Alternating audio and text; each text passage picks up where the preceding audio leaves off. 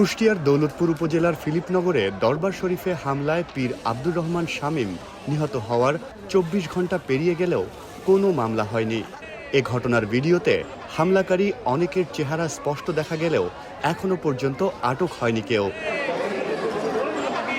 ধর্মের বিরুদ্ধে অবমাননা, এটা ভালো না। তো এর শাস্তি আমাদের দেশে আছে, সেটা আমাদের প্রচলিত আইনেই হবে। আর যে হত্যাকাণ্ডটা হয়েছে এটাও শোভনীয় না।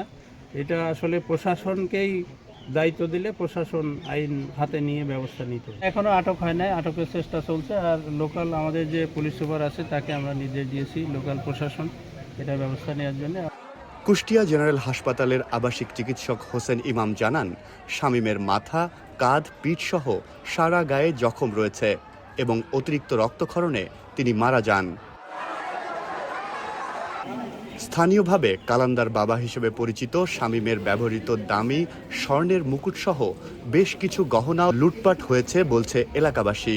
হাতে সোনার আংটি ছিল, গলায় সোনার চেন ছিল, সোনার মাথায় মটক ছিল, পিতল কম সোনার একটা বাঁশি ছিল।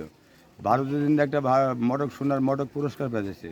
তারপরে একটা বাঁশি পেয়েছে হলো আপনার চান্দির বাঁশি পেয়েছে আরেকটা।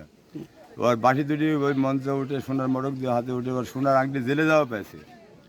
জেলে একবার হলো কেস করে জেলে গেছিল, জেলেও সোনার আংটি পেয়েছে। পরবর্তী সবই ছিল তার কাছে। আইন শৃঙ্খলা বাহিনী সূত্রে জানা গেছে, একটি পুরনো ভিডিও সম্প্রতি সামাজিক যোগাযোগ মাধ্যমে ছড়িয়ে পড়ে। ভিডিওতে ইসলাম ধর্ম সম্পর্কে আপত্তিকর মন্তব্যের জেরে কুষ্টিয়ার দৌলতপুরে কালান্দার বাবার দরবার শরীফে ১১ এপ্রিল দুপুর ২:৩০টার দিকে হামলা চালায় কিছু স্থানীয় লোক। হামলায় দরবারের পীর আব্দুর রহমান শামীমকে পিটিয়ে ও কুপিয়ে হত্যা করা হয়। এছাড়া তার ২ অনুসারী গুরুতর আহত হয়।